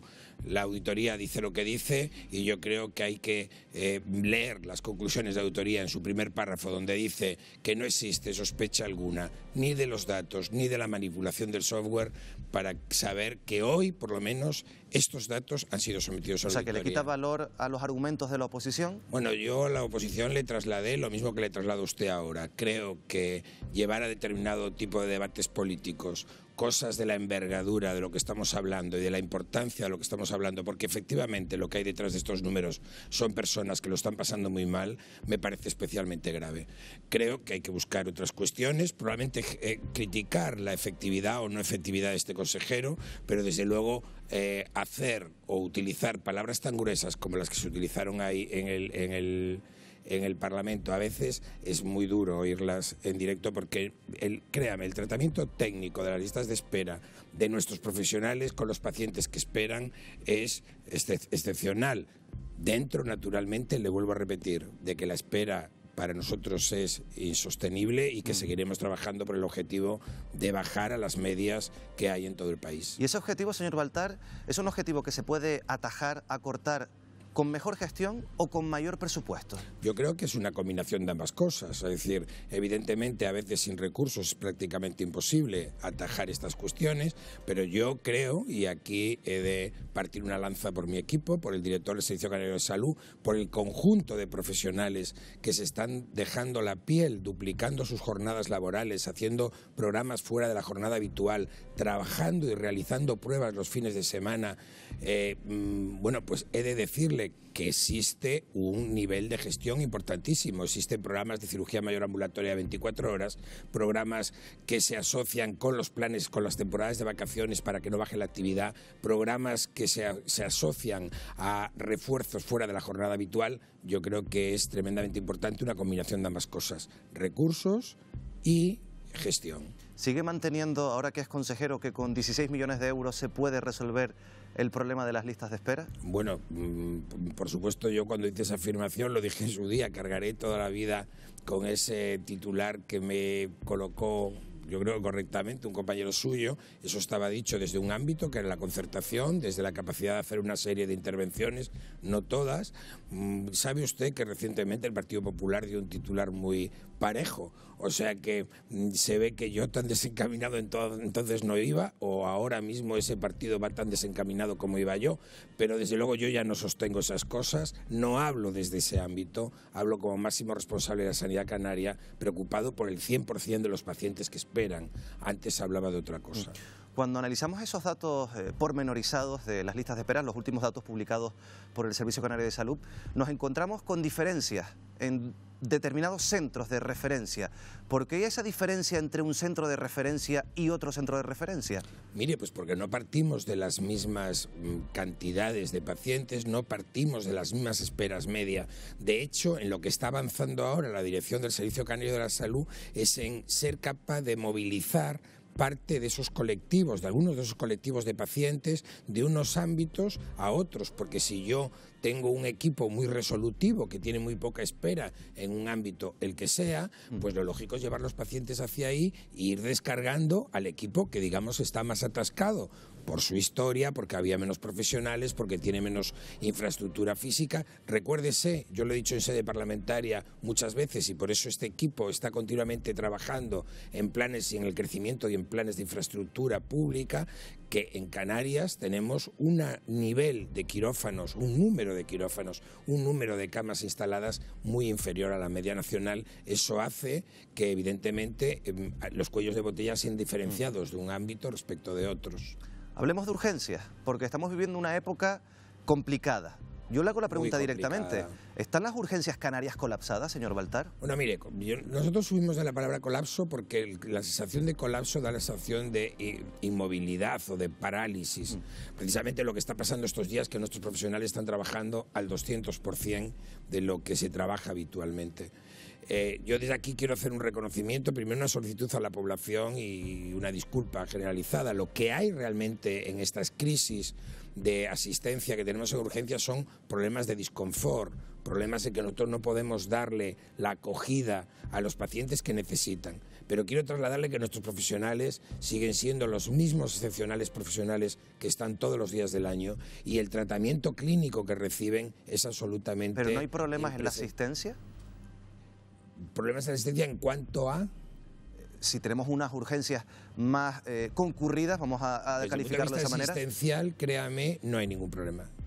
Hay un triaje que se realiza en un ciclo corto de tiempo, en torno a los 3 minutos. A partir de ahí, evidentemente, es probable que si tú eres triado como alguien que no tienes algo muy grave, tengas que esperar más que en otras épocas del año, y en ese sentido eran mis disculpas. De la misma forma que nuestros profesionales tienen que trabajar en condiciones mucho más penosas o mucho más duras, porque tienen todo su ámbito laboral invadido o ocupado por pacientes. Pero dicho esto, bueno, se han operativizado en los últimos 2 años el PlusCan, el Plan de Urgencias Canarias, y créame que y yo espero que haya gente que no tenga que ir a urgencias, pero si alguien ha tenido la experiencia de ir, habrá visto que yo creo que ligeramente se va notando la tendencia. Cada vez las urgencias de primaria crecen más, nuestros ciudadanos van más a la mitad. Ahora hablaremos primaria, de ese asunto. Claro, porque ahí, lógicamente, se están generando los primeros cuellos de botella, porque está habiendo una tendencia hacia ahí, que es como tiene que funcionar el modelo. Se están descongestionando ligeramente las hospitalarias, que es lo que yo les trasladaba a los diputados el otro día.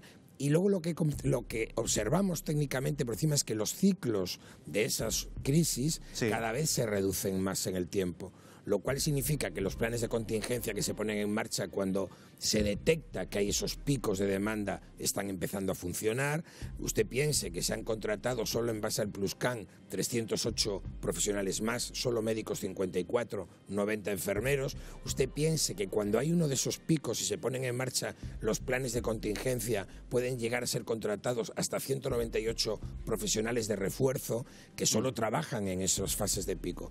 Pero como esto, habilitación de camas, nuevos boxes, obras, etc. Lo que pasa, señor Baltar, es que, claro, se ha hablado mucho del pico de la gripe que estamos soportando en estas fechas, pero prácticamente el pico de la gripe siempre lo tenemos en estas fechas. Efectivamente. ¿No hay que prevenir o no se puede prevenir esto? Es que hay mucha gente que no entiende esta circunstancia. Vamos a ver, no es prevenible. Tengan en cuenta que hay que ir creando un diseño que nos permita funcionar de forma que seamos capaces de absorber con el menor grado de molestia posible o la mejor acogida posible para los ciudadanos y con la mejor capacidad de trabajo para los profesionales, y a la vez, cuando estos picos desaparecen, readaptarse. No tendría sentido que ahí hubiese unos efectivos ociosos, ¿no?, el resto del año. Pero por eso funcionan los planes de contingencia. Sí es verdad que se han creado en el último año y medio, hemos prácticamente duplicado o crecido en un 30%, un 20%. Si quiero recordar que en total 94 camas en los ámbitos hospitalarios. Y cuando se generan los planes de contingencia, lo que hacemos es habilitar una serie de espacios con camas, porque son necesarios para esos espacios de transición, gente que espera camas. Los planes de contingencia, para que usted entienda, se habilitan cuando tenemos más de un 20% de la demanda habitual de urgencias estable o más de un 20% de pacientes que están a la expectativa de cama. En ese sentido, automáticamente se habilitan los planes de contingencia. Cada vez son mayores, cada vez somos capaces de resolver más, pero créame que no le voy a mentir a nadie. El año que viene volverá a haber pico. Esperemos que sea más suave que este, porque entonces tendremos todas las medidas del Pluscan que tenemos que ampliar a lo largo de 2019. Antes hablaba del servicio de atención primaria, de cómo es ese primer cuello de botella a la hora de asistir a los pacientes. Precisamente nosotros vamos a mirar, a analizar cuál es la situación de los centros de atención primaria de Canarias. Cuando hablamos de sanidad, un aspecto esencial del sistema es la atención primaria. Al frente están los médicos de familia. Es la primera línea en nuestros problemas de salud y también son un pilar fundamental en la prevención de enfermedades. Los profesionales sanitarios aseguran que una atención primaria bien dotada de personal y de recursos no solo mejora la asistencia a los pacientes, también ayuda a reducir el flujo de personas que acuden a urgencias con dolencias leves. La atención primaria, la OMS y todas las instituciones del mundo la sitúan como el centro del sistema sanitario. Es el lugar donde se debe atender y resolver el 80% de los problemas. Pero también son importantes las políticas de prevención, no solo para evitar enfermedades como por ejemplo con campañas de vacunación contra la gripe, sino también con el desarrollo de programas que mejoren el bienestar y prolonguen la salud. Hay 3 niveles de prevención: prevención primaria, que es cuando la persona no está enferma; prevención secundaria, que es cuando está enferma pero no lo sabe y lo que queremos hacer es un diagnóstico precoz; y luego ya la prevención terciaria es cuando la persona ya está enferma, lo sabe, está tratada y lo que queremos evitar son las complicaciones, las secuelas. Y es que en un territorio como Canarias, con altos índices de diabetes, colesterol, obesidad o tabaquismo, los profesionales insisten en que la atención primaria y la prevención son 2 piezas imprescindibles para prestar una buena asistencia sanitaria. Bueno, señor Baltar, lo comentábamos al inicio, ¿seguimos los canarios tirando mucho de urgencias cuando podemos asistir a un centro de salud por algo menor? Bueno, yo creo que cada uno, según sienta en ese momento su enfermedad, irá a urgencias. De lo que hablábamos, de que cuando el nivel de urgencia así lo indique, lo lógico es acudir al ámbito de urgencias de atención primaria. Sí decirle que para nosotros atención primaria es una cuestión corazón, porque no solo es una cuestión que haya planteado este equipo, es una cuestión que surgió un compromiso para la mejora de la sanidad pública canaria. Usted sabe que nosotros tenemos una hoja de ruta firmada con sindicatos, colegios profesionales, asociaciones ciudadanas, asociaciones de pacientes, en estos momentos más de 65 asociaciones, en que se trazaba como un elemento base la potenciación de la primaria. Ya hace unos meses que han comenzado a trabajar conjuntamente con los profesionales de atención primaria, con las sociedades científicas del ámbito de la atención primaria, Semergens, Enfic, etcétera.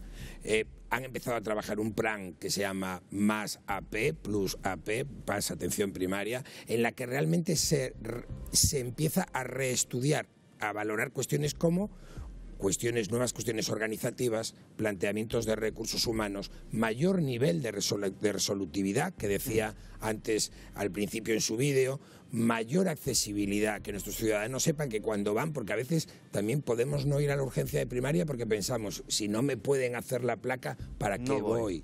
Bien, eso es por lo que el Pluscan en estos últimos 2 años, encajado con ese crecimiento en la accesibilidad de primaria, estamos ampliando horarios, instalando mayor número de equipos diagnósticos. Sabe usted que se ha implantado la ecografía, la ecocardiografía, la espirometría, etcétera, etcétera. La retinografía se ha potenciado. Entonces, yo creo que el resultado de este gran trabajo colectivo va a ser un resultado que posicionará la primaria donde tiene que estar. Tenemos varios temas por delante, nos queda muy poco tiempo, así que le voy a pedir un poco de brevedad, señor Baltar. Yo hablo mucho, discúlpeme. Una polémica de los últimos días y de las últimas semanas, porque leíamos hace muy poco cómo en muchas comunidades se estaba contratando a médicos que no estaban especializados. Por ejemplo, poniendo un caso, pediatras que no tenían la especialización de pediatras o traumatólogos que no tenían la especialización, que no habían superado el MIR.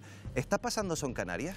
Bueno, está pasando en todo el Estado español ante la falta de esos especialistas, entonces la cobertura de los médicos, pero tenga en cuenta que eso se cubre de acuerdo con una norma, que es una norma del año 95, que marca exactamente cómo se tienen que hacer esas contrataciones. Evidentemente, en el momento en que hay disponible un especialista, la plaza de este, digamos, trabajador que no tiene la especialidad, de este médico que no tiene la especialidad, inmediatamente es ocupada por el especialista. ¿No va en perjuicio del sistema, del servicio?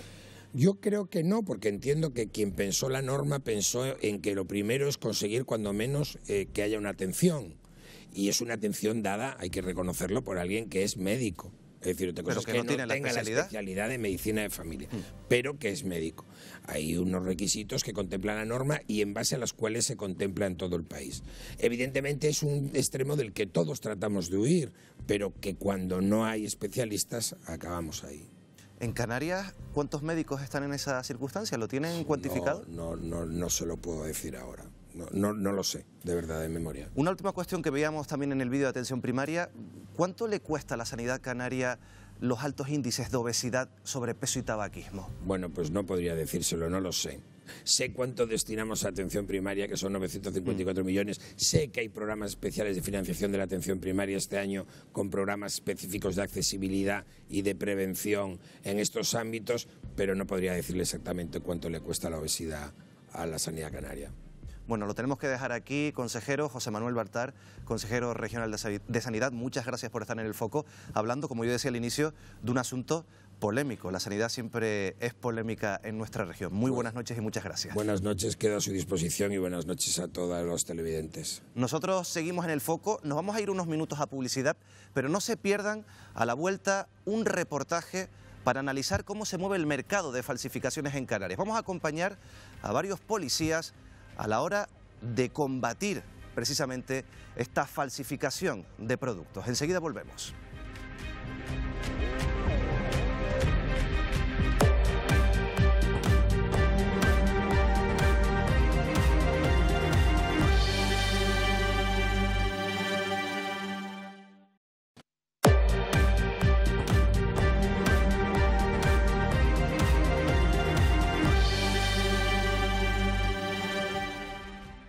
Volvemos al foco para hablar de productos falsificados. Fíjense, la venta de productos falsificados supone la pérdida de 7.000 millones de euros y 67.000 puestos de trabajo al año en España. Y Canarias, Miguel Ángel, no es ajena a esa actividad. Se realiza de manera descarada y a plena luz del día. Nosotros lo hemos comprobado de primera mano con uno de los mayores expertos del país.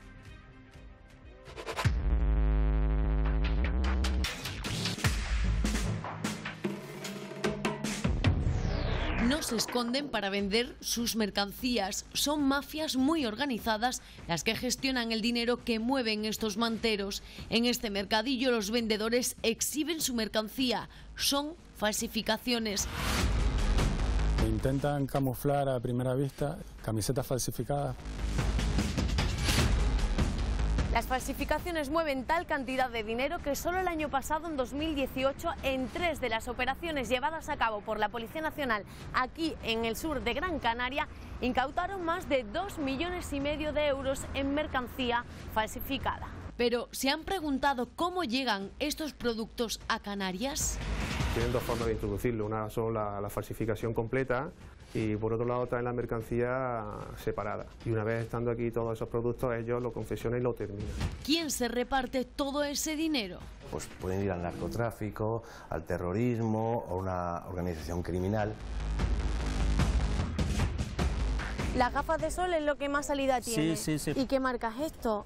Ray-Ban. Ray-Ban, porque es todo lo que hay, esto que se vende aquí de los chinos. Aquí tienen almacenes los chinos y vosotros claro. compráis aquí. Sí. Sin pelos en la lengua, reconoce a cámara que todos estos productos de imitación los compra a empresas chinas que operan en Canarias. Nos acercamos a otro puesto. Estos son marcas de vehículos. Pero no, esto no está prohibido. ¿Usted sabe que tanto la imitación como la falsificación es un delito? Ambas. No es culpa mía. La culpa de dónde sale la autorización de que esa persona puede venderlos al mayor. ¿Usted cuánto dinero ha llegado a perder con una operación de la policía? 1.500 euros. Un dinero que a muchos les merece la pena pagar para seguir vendiendo falsificaciones. Viajamos hasta el sur de Gran Canaria. Acudimos a varios establecimientos y fíjense en lo que ocurre. Es auténtica. Mira, aquí también hay camisetas. ¿Qué precio tiene? ¿Y el ticket me lo puedes dar? Compramos varias prendas y nos dan un trozo de papel en el que ni siquiera se lee el precio de los productos que acabamos de adquirir. Llegamos a esta tienda y nos interesamos por una mochila. Hola. ¿Qué precio tiene la mochila? 25 euros. ¿Pero ese es de marca buena? Sí, buena marca, tiene que costa. ¿Cuánto cuesta un original? 600 euros. Acudimos a la última tienda y compramos un bolso de la misma marca. No lo venden como falsificación. Nos aseguran que es original. ¿Qué tal? Muy buenas. Hola. Miguel, Buenos encantada. días, ¿qué tal? Su nombre es Miguel Bolaños. Lleva más de 30 años luchando contra la piratería. Siempre ha preferido ocultar su imagen, pero hoy, por primera vez, concede una entrevista en televisión. Es perito judicial. Le preguntamos si serán verdaderos o falsos los productos que hemos comprado. Si esto lo retocas un poco, notas el crujido de dentro que está como acartonado, ¿no? La gorra tiene pues una etiqueta como muy genérica, es un trozo de cartón que si lo arrugas pues son de muy mala calidad, que a la primera de cambio le pasamos la uña por ahí, le ponemos el dedo y... Se ve perfectamente que es una pegatina. También es una falsificación. Hemos encontrado muchísimos bolsos de esta marca. ¿Tú por qué sabes que es una falsificación? Si cerramos los ojos y hacemos esto, es un sonido que es hasta tramposo, ¿no?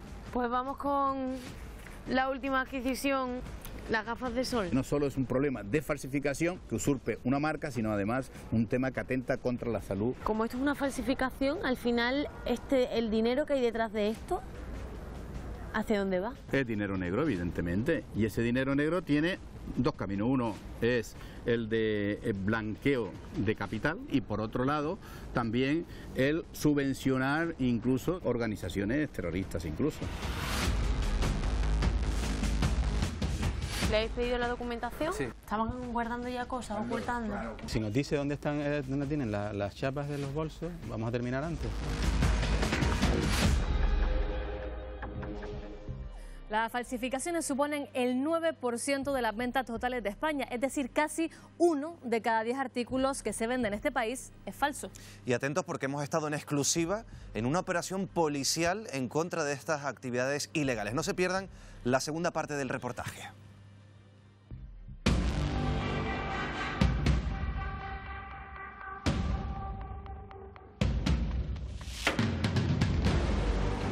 Intentan camuflar a primera vista camisetas falsificadas.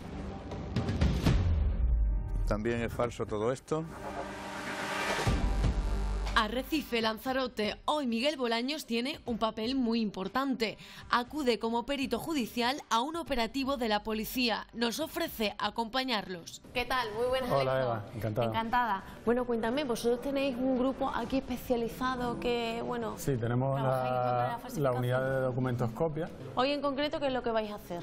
Hoy la jefatura ha organizado un servicio de inspección. Ahora vamos a comenzar con el briefing, ya el oficial repartirá el servicio. Vale. Buenos días, vamos a comenzar el operativo y que todo salga bien.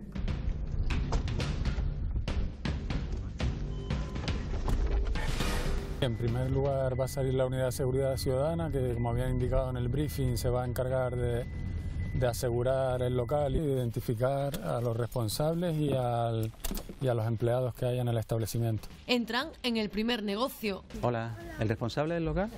¿El responsable del local? ¿Le habéis pedido la documentación? Sí, para tener conocimiento de quién está trabajando en el local. El teléfono no se pueden hacer llamadas, ¿vale? Les piden apagar los teléfonos para que no tengan comunicación con el exterior. Comienza el registro. Ellos empiezan ya a hacer una selección de lo que a primera vista parece falsificado. Sí. También es falso todo esto. En mitad del registro, Miguel Bolaños alerta a uno de los policías. Mira, compañero, sí. Porque están cambiando y quitando cosas de en medio. No, quédense por detrás del mostrador, mejor. Una de las dependientas sale corriendo hacia el baño. Espera un momento. Déjeme que mire un momento. Estaban guardando ya cosas, ocultando. Claro, ocultando para quitarlo de en medio. Intentan quitar de en medio algunos productos. No quieren que la policía encuentre toda la mercancía. Dile que si nos dice dónde tienen las chapas de los bolsos, vamos a terminar antes. Piden colaboración. Buscan las chapas que pegan a los bolsos para convertirlos en bolsos de marca. ¿Te van a decir dónde están? Sí. La policía consigue averiguar dónde ocultan las chapas. Están en el mostrador de la tienda, justo debajo de la caja registradora. No tiene más. Esto es lo que estamos buscando realmente. ¿Dónde tienes el otro bote que falta? Este es el sistema, esto y esto lo convertimos pues en una marca, en cualquier marca, ¿no? Después de horas de trabajo, termina el registro. Es momento de partir hacia el segundo objetivo del operativo. En este caso los tenía escondidos debajo de una tarima. Por ejemplo, aquí tenemos llaveros que simulan marca, en este caso de la cerveza Heineken. Acuden al tercer negocio. ¿Todo esto son falsificaciones? Todo. Del Fútbol Club Barcelona. ¿Eso también es falso? También es falso. Mientras hacen el registro, nos acercamos a la dependienta del bazar. Te veo como súper tranquila cuando te están incautando un montón de material. Tranquila no estoy. Entiendo que si hay tanta cantidad será porque se le saca mucho dinero también. Uno de poco para probar. ¿Y usted sabía, por ejemplo, que vender una falsificación es un delito? Las leyes no sé. ¿Dónde fabrican todo esto? Al final de 2018, nuestra unidad desmanteló una nave industrial en Arrecife que se dedicaba al serigrafiado de camisetas. O sea, que pueden estar ahora mismo en activo otras. Sí. Acaba con éxito el operativo. Nos acaba de llegar el documento con la valoración que hace el perito Miguel Bolaños sobre la intervención que tuvo lugar hace apenas unos días en Arrecife, en Lanzarote. Se ha incautado un total de 400.000 euros, nada más y nada menos, y todos son productos falsificados. Una cantidad que, recordemos, se ha confiscado solo en 3 locales diferentes de una misma ciudad. ¿Podríamos hacernos una idea de cuánto mueven las falsificaciones en todo el archipiélago? ¿Sabemos quiénes están detrás de todo esto?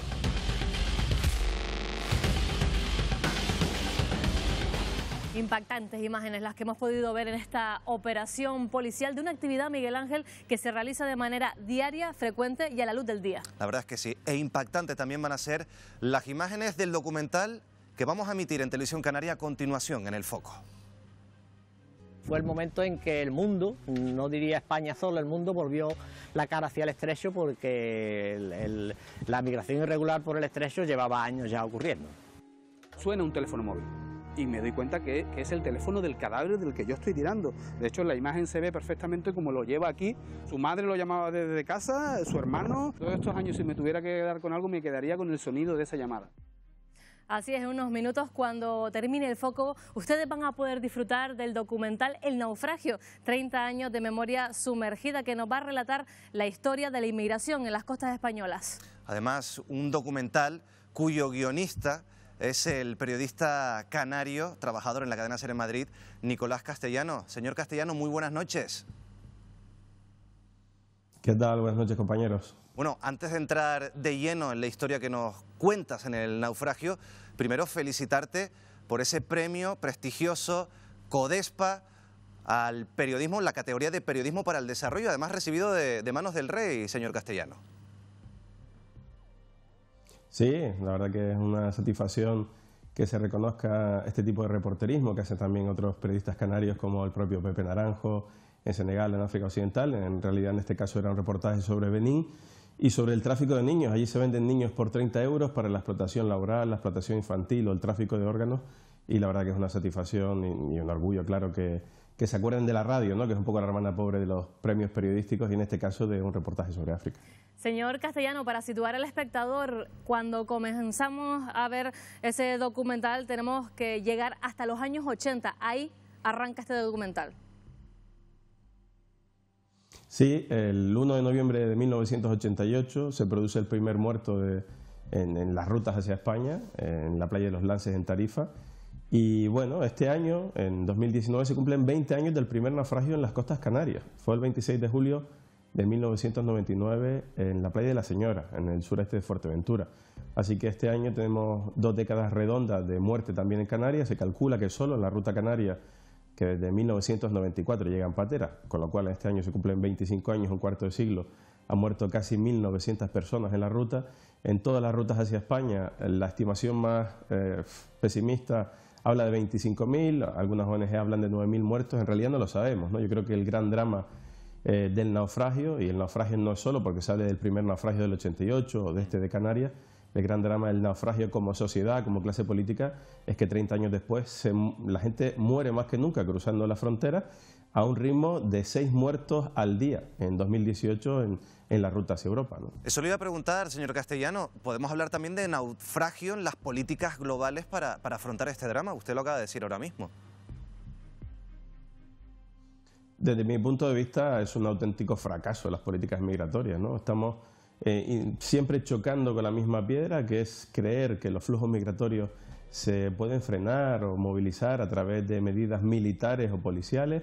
Nos hemos empeñado en levantar muros. Parecía que con la caída del muro de Berlín el mundo se dio una tregua, pero si vemos algunos estudios recientes de The Economist o de Le Monde, vemos que el número de barreras para dividir fronteras, para dividir población en el mundo se ha disparado, ¿no? Así que me parece muy preocupante exactamente eso, ¿no? Que tantos años después de políticas militaristas o de muro no hayamos entendido que el movimiento migratorio se va a seguir produciendo. Les escuchaba hablar de Venezuela hace unos minutos, ¿no?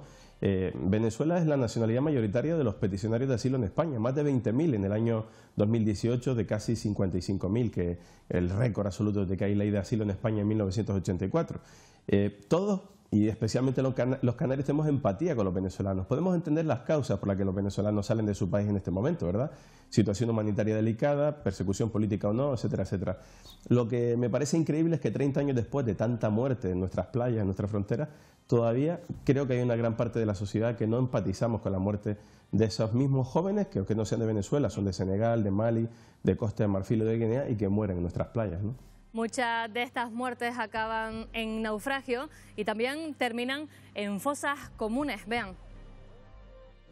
La vida y la muerte se separaba por una piedra. Su mujer, Cristian, y su pequeño hijo habían llegado a una patera unos días antes. Con tan mala suerte que al marido su patera naufragó.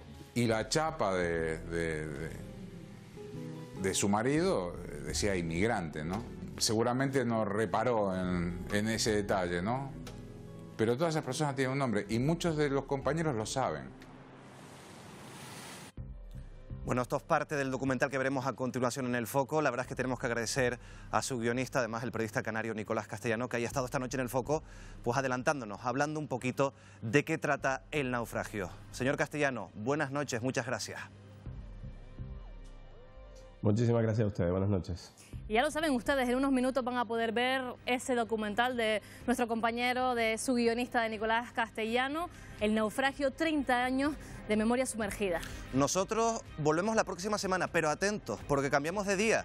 Volvemos los jueves. En Carnavales, El Foco tiene una cita con sus pantallas, 9:30, jueves, próxima semana. Vamos a estar también con ustedes. Muy buenas noches. Hasta luego.